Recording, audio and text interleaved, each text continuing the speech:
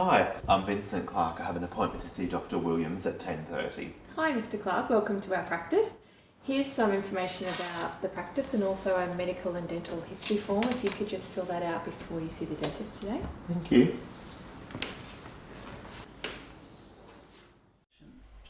Welcome to our practice, Mr. Clark. Nice to meet you. Sorry to have kept you waiting for a little while.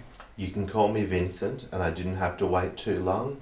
I know what it's like to keep life to a schedule. Do you mean in a dental practice or life in general? No, I mean life in general. When I was a purser on a ship in Singapore, I was used to having to keep everything on a schedule. I know what it's like to have your life ruled by a clock. But at least in that role you got to see more of the world than looking out the same office window every day. So what's brought you in to see us today? I've noticed that my teeth are moving around and some spaces are starting to develop in between my front teeth. In my current role, I see people all the time and I'm concerned about my personal appearance and I want to know how to stop this happening. And how long have you been aware of this problem? Oh, the last few weeks, but it's really difficult to say. And how long is it since you had any dental care? Look, it would have been about 5 years ago before I left Singapore when I was a purser. Do you remember any advice or information that the dentist gave you then? I can remember them giving me a hard time about my smoking because they thought it was affecting my teeth. Not a lot of it made sense then. My gums didn't bleed then and they still don't bleed now. So you're still a smoker? Yes, I'm still a smoker. I smoke at least a packet a day. That's what helps keep my stress levels under wraps.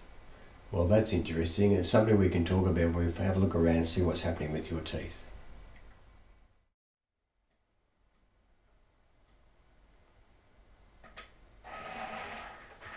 Looking around here, I can see some areas where your gums look different than usual. Oh, what do you mean different? Well, normally gum tissues are pink and don't bleed when you probe them. They fill up the spaces between the teeth, but in most places on the roof of your mouth, your gums have a white coating caused by the smoking. When I probe around the teeth, there is bleeding, and there has been recession of the gum tissues around some of your back teeth. That's funny, they don't bleed when I brush them. Actually, one of the things that smoking does is lower the blood pressure to the gums, so they look less red even when they are inflamed. So, are they inflamed from the smoking? It's a bit complex, but basically it is plaque on and around your teeth which is making them inflamed.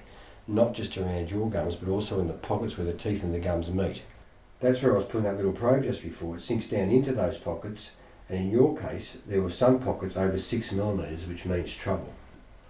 Trouble? So the inflammation is under the gums. How am I supposed to clean under there? Well, Vincent, you can't reach down there into those pockets with a toothbrush. That's part of the problem. What's down there is not just ordinary plaque, but plaque that has hardened from minerals being trapped in it to become what we call calculus. That needs special instruments for me to get in there and remove it. And that's on the roots of a lot of the teeth. But I thought roots were in sockets in the jawbone, holding them in the tooth.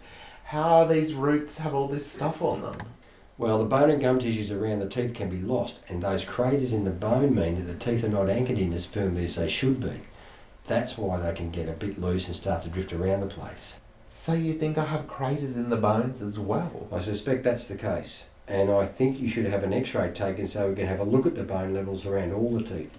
It's a special x-ray from outside the head called an OPG. We have a machine here that can do that. I've never heard of anything like this before. Don't worry, it doesn't hurt, but you will need to stay still for a few seconds once you're placed into the machine. Otherwise, like moving during a photo, everything can get distorted. Then we can go through that and the measurements I've been taking with my little probe to work out where the gum and bone underneath actually are. My teeth sound like some loose fence posts. I mean, do you mean that this could even get worse? Without treatment, unfortunately, yes. But let's have that discussion when we have all the information collected. And we also need to talk about the smoking part as well. Okay then. Does it really matter though?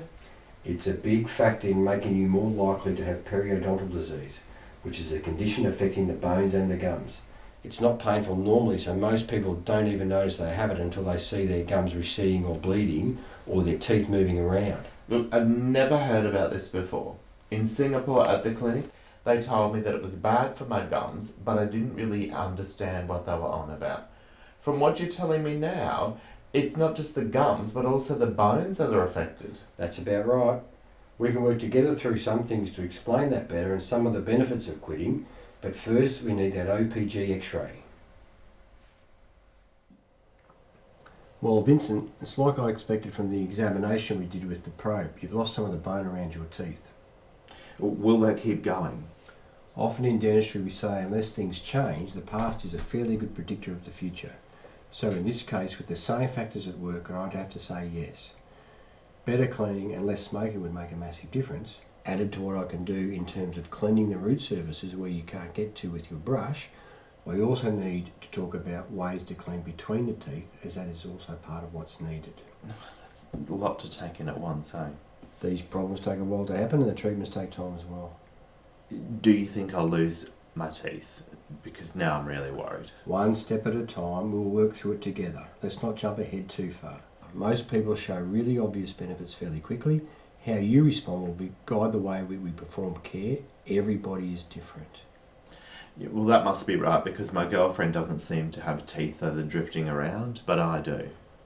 Your genes make a big difference, but as you're fairly much stuck with those, we need to get on top of the things that we can change. So let's get the next appointment organised then.